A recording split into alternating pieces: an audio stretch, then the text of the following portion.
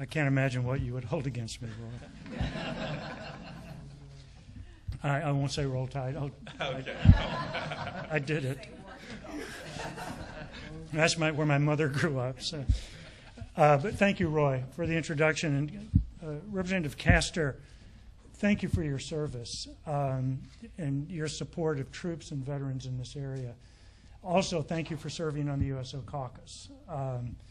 Most of you don't know there is a USO caucus in the Congress. I think it may be the largest caucus in the Congress.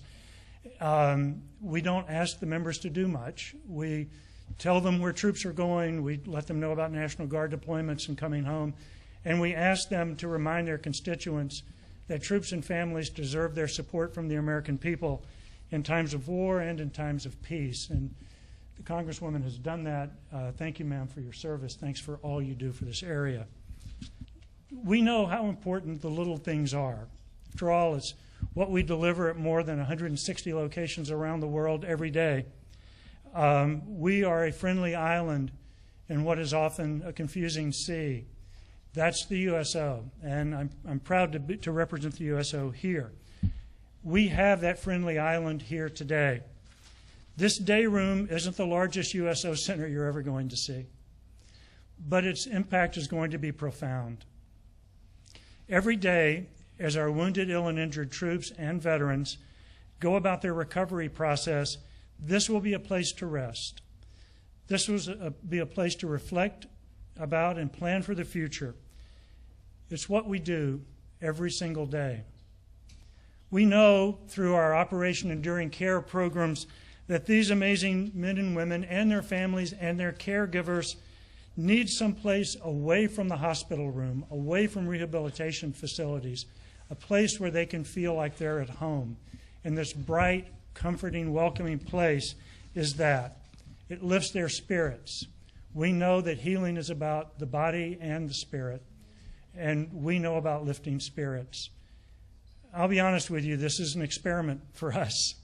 Our entire focus for 73 years, more than 73 years, has been on lifting the spirits of active duty troops and their families. This center is going to serve those needs. It'll also serve the needs of the veterans who come here and the active duty troops recovering from injuries. It's going to be their place. We'll do everything we can to make this center a success. General Richard Myers, former chairman of the Joint Chiefs of Staff, currently chairman of our Board of Governors, encouraged us to get involved with the polytrauma centers. General Myers can be very encouraging. But his encouragement was essential, but this wouldn't have happened. Nobody here knew we had been encouraged to do this. Nobody at USO of Central Florida knew that. We got a phone call one day, said, we're going to be going to the VA Polytrauma Center. Is that an okay thing to do? And we said, sure, why don't you try it? The USO of Central Florida and the ongoing leadership of its board of directors is the reason this place is here. That they deserve a tremendous amount of respect and appreciation.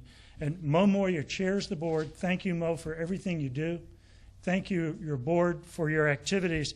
And I'd like you to join me again in thanking the board. This is a great project.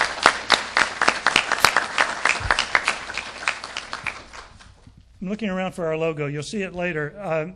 Their success depended on relationships and partnerships. The 6 stars in our logo represent the 6 organizations that came together to form the USO in the early days of 1941.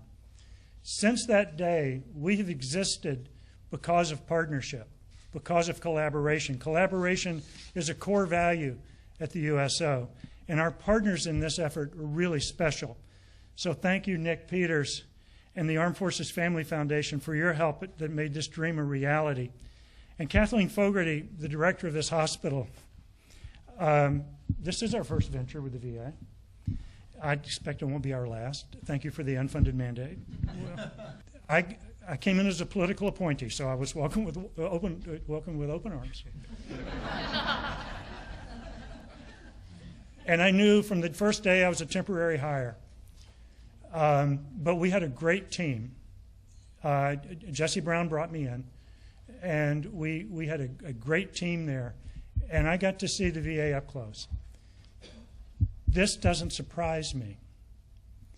I'm glad and honored to say this doesn't surprise me.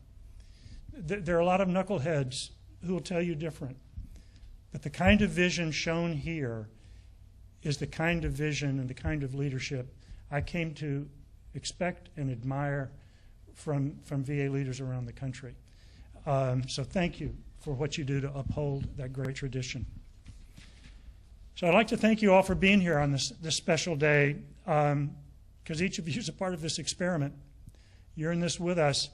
When we work together on something like this, we know we'll do the very best our troops, our veterans, their families, and their caregivers can have. And that's why we all do what we do.